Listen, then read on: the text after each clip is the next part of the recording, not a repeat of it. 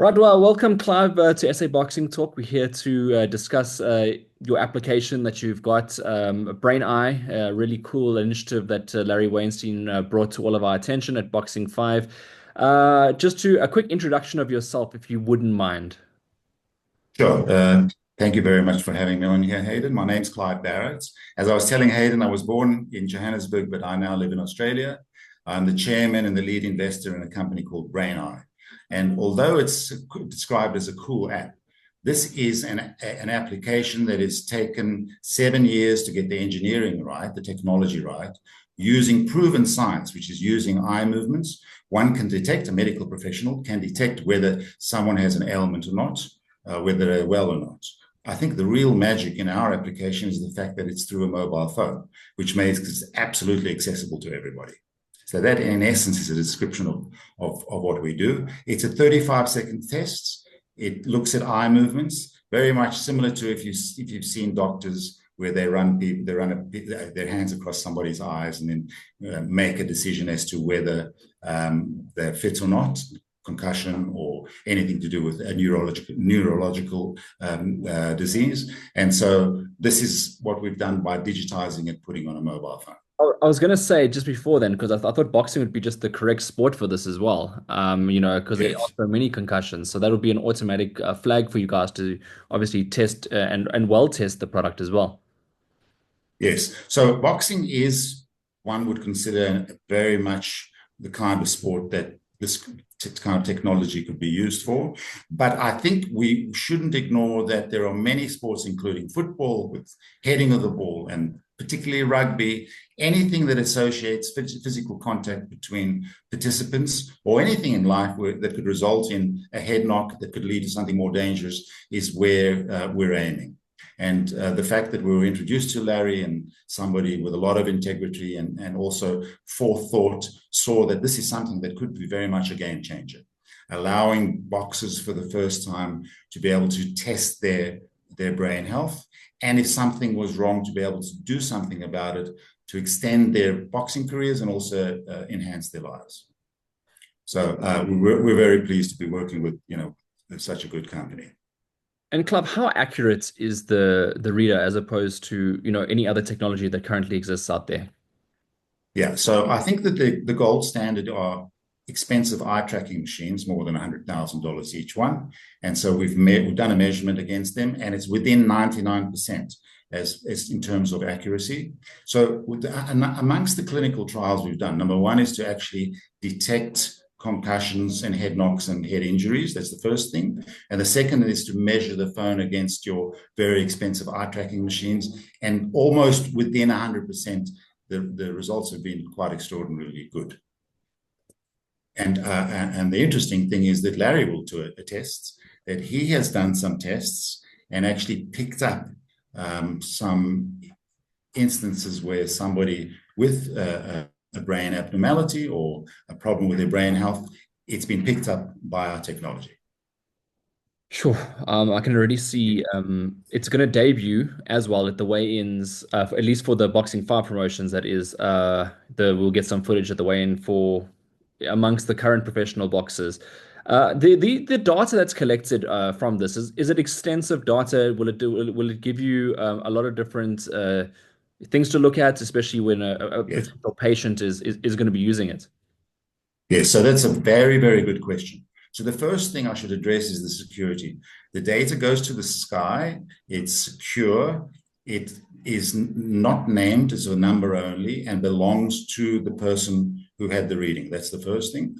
The second thing is, what's most remarkable about this is that every time you do a test, it stays on the app and it stays on your record. So anytime there's a change in your reading, you can react to it. And what will end up happening is that as people start to take the test from whatever age, as they get on to 30s, 40s, middle age, they will have a full record of their brain health. And anytime there's a change, they actually do something about it. So the data stays in the app and can be used by medical professionals. And anytime there's a change, one can do something about it to the positive. It's a good question. And I think a lot of people in the past, especially that in South African boxing over the age of 35, you do require a brain scan. I think it's every 3 years. It's part of the Yes. law there. Do you think that this could potentially replace those high costing tests? And of course, it'll be a benefit to you as well on the app. No. So this is a scanning tool more than a diagnostic. The key to all of this is that, and the analogy we use is if you put a thermometer in your mouth and you've got a temperature, you go and see a doctor. So this is pretty much like a temperature for your brain. It's a scanning tool that will allow you to seek medical attention. And if something's picked up that may lead to concussion or Parkinson's or dementia or Alzheimer's, it's something that you will find from your doctor by conducting those tests. So what it will do is it will alert you to a problem, but allow you to see a doctor. And it's all about early detection. So the earlier you pick up something, the better it's likelihood you're going to get a result in terms of either stopping it or slowing the degeneration. But we're not saying that we're going to replace expensive machines or expensive medical services. It's about being alerted to be able to go and see a doctor. What are the type of, if you could give us some examples of the type of things that it can detect, especially Sure. in our sport of boxing? What are we looking at? Sure. So I guess with boxing, the most important thing is if there is a head injury that results in concussion, but if there's a brain abnormality that's a result of something more serious, could be a real brain injury. For the general population, it could be detection of something like Alzheimer's or dementia or Parkinson's. And we've also done clinical trials on driver fatigue. So it will pick up if somebody's fit to drive. That's for the wider population. In terms of boxing, we're focusing more on the health of the boxer to ensure that boxers are fit neurologically to be able to continue with their boxing career. And I think in boxing and in that sphere, it's that range, it's the concussion that we're most focusing on. It could, if there's more serious brain injury, well, obviously medical professionals will check to see and see what the problem is. But it's all about being alerted to somebody being fit or not. And it's interesting because the subject of what happens if a boxer who's tested just before a fight, what should happen? He should be taken out. He should be resting. He should be allowed to recover. He should be given the opportunity to recover fully, get back into the sport, extend his playing career, and also improve his life. And should the test be taken before and after the bout, a full-on determination of what could be occurring in the ring? Yeah, so that's entirely up to the person, the boxer, and obviously his manager or his promoters. We would recommend that because when you get into the boxing ring, there's a good chance that you're going to get some head knocks, and there's a good chance that your brain function is going to change. So one would recommend that it's taken before the fight and after the fight, and consistently to get readings to ensure that if there is a problem, that it's improved and medical attention is sought if there is a problem. So, and that's the beauty of it, is that you can take the test anytime. It's a 35-second test, and anytime you take a test, it's recorded, and you can see a result, and it will allow you to make a decision one way or the other in terms of seeking medical attention. All right, fantastic. And in terms of the pricing structure, the fees, how does it work? So another very, very good question that you've asked. The key to all of this is that there's no hardware involved. The fact that it's accessible through a smartphone, through a mobile phone, means that we can price it according to one's the lowest denominator. So we've got a subscription model that's based on a number of factors. It depends on the circumstances, but we're looking in Australia at around $1 Australian per month. That's something like 12 Rand. In Europe, around €1. So it just depends on the country. But I think you can see it's a very, very modest fee Mhm. for permanent use for as many occasions as you like. And depending on the circumstances, depending on the scale but we're looking at that sort of pricing. What's the reception been like in Australia so far? So yeah, so in Australia, obviously it's our home country. We've had strong support. Boxing is a prime example, as you've indicated, but we're working also very heavily with football. So we've been working for a number of years with FIFPro. FIFPro are the players' union for footballers around the world. We're in around 15 countries in Europe with them, where we are testing players before a game, after a game. There is lots of speculation about heading the ball and whether that's any danger to people's brain health, and so that's a big part of it. We're working with ice hockey associations in Quebec and other parts of Canada.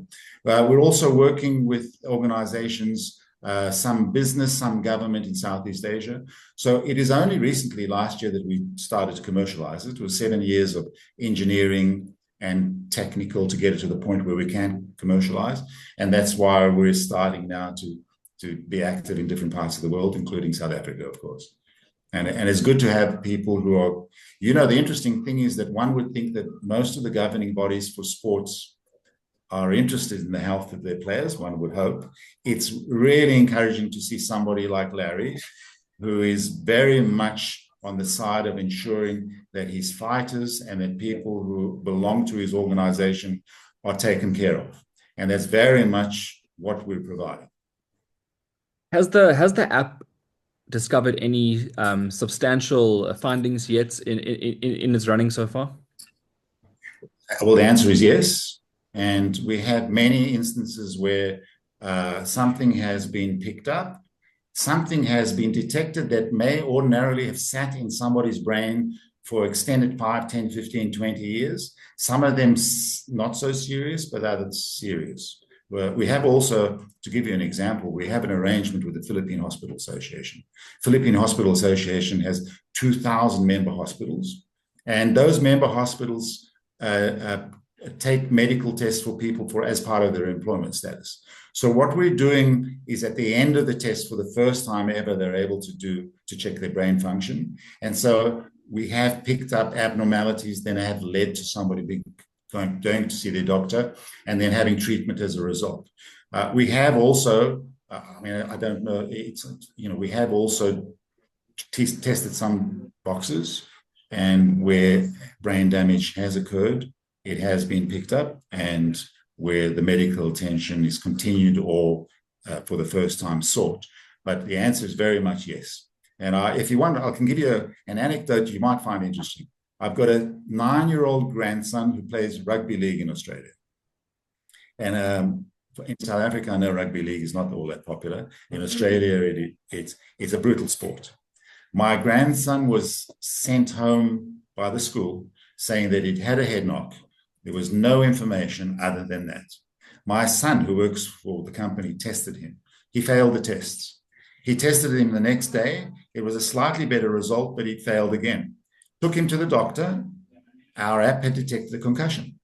So it was a prime example of that being a situation where no other subjective or otherwise test has been able to indicate a problem. We picked it up. The doctor then was able to take action. He got the required rest, and got to the point where a few weeks later he came back to play. And there are many examples of that where people have had a test, something's been picked up, they've gone to see their doctor. Some have proved to be less serious, some have proved to be a little more than that. And Larry will attest. He's done that himself, and the proof has been in the pudding with Larry in terms of he's doing his own testing.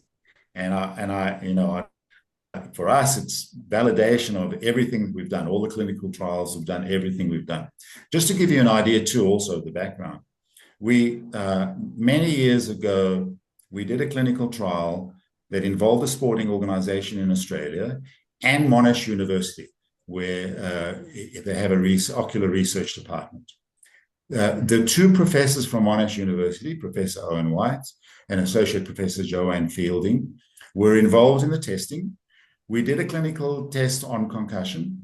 We had a 100% sensitivity, which means we picked up every concussion.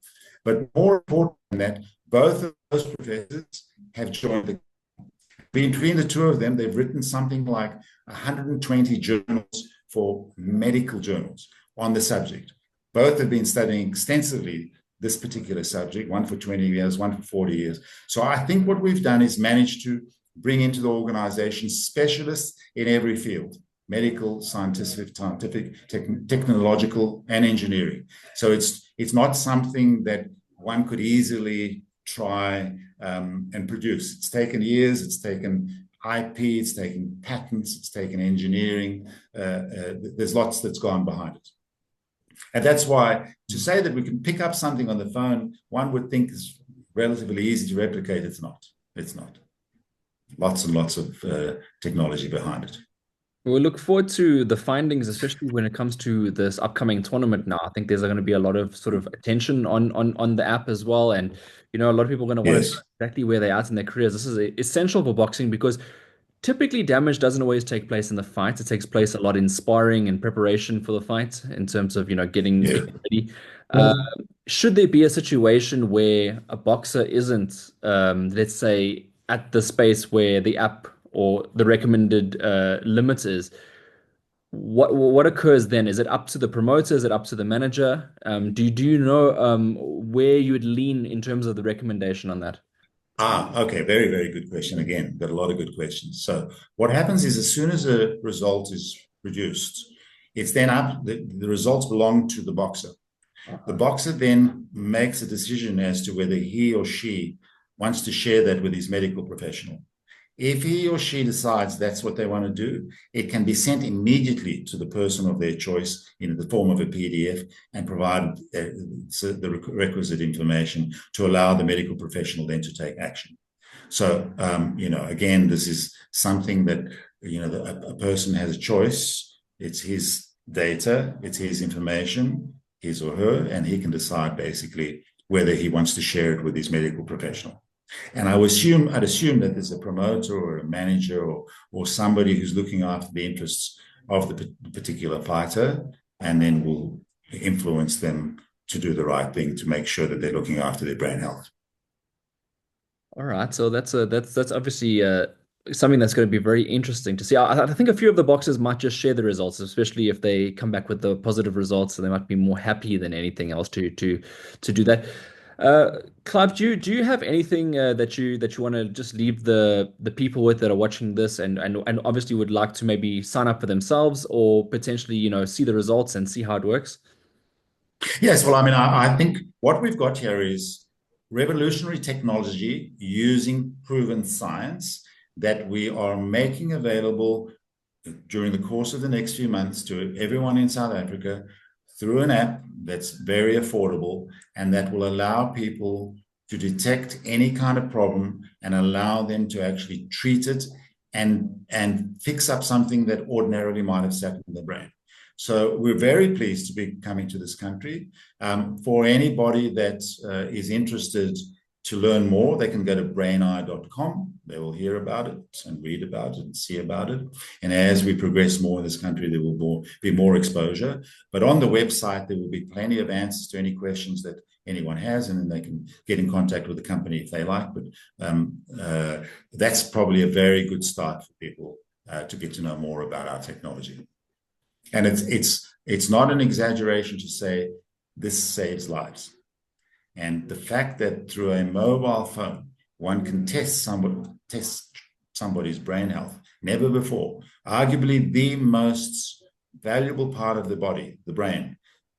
Never before have we been in a position where people can actually test their current state and do something about it. So that would be my parting comment. All right. Well, we look forward to seeing all the action. We'll find out on Thursday. We're going to take some footage of what's going on, where you'll be testing at the weigh-ins. Just wanted to wish you all the best. Thank you very much for joining us today, Clive Thank Barrett. you.